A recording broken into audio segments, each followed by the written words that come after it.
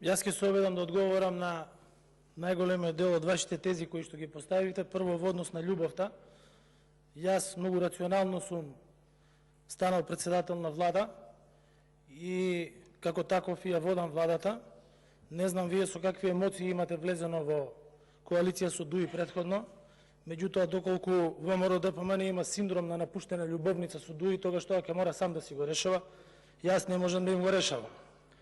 Второ, кога зборуваме за заложништво, вашата теза за тоа кој на кого е заложник е како одговор на мојата, дека ВМРО ДПМН заради своите популистички политики, антизападни политики, е се она што наликува на заложник на левица и секое утро се надпреварувате со левица кој ќе има по националистички и по популистички изјави во надпреварот во десниот спектар на гласачкото тело.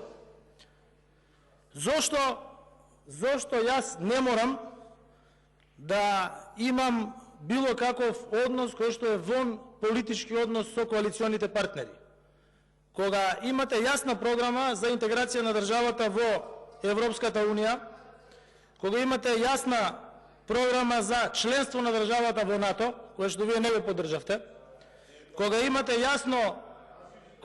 јасно единство со коалиционите партнери за одобрување на преговарачка рамка која што вие не ја поддржавте, кога имате јасна согласност со коалиционите партнери за подпишување и одобрување на договорот Фронтекс, кој што за прв пат забележува македонски јазик со сите други европски јазици кои што вие исто така не го гласавте, тука не може да стане дека некој со некого е заложник, туку може да стане дека има исти програмски определби.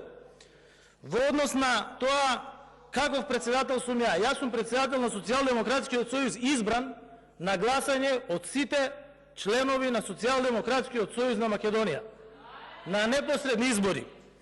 Ние кога бираме председател, така избран и претходниот председател, ги бираме на непосредни избори. Така сум избран јас, така е претходниот и така ќе биде следниот. Ние нашите председатели не ги носиме у Гепек, у Валандово со избрани делегати и да ги бираме на наместени конгреси у концертни сали.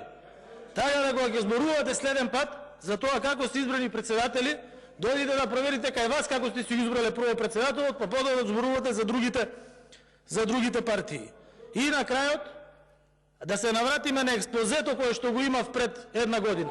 Зголемена минимална плата, зголемена просечна плата, обезбедена електрична енергија, обезбедено парно, најголеми субвенции во државата, најголеми откупни цени на сите земјоделски производи и ниеден протест на земјоделци.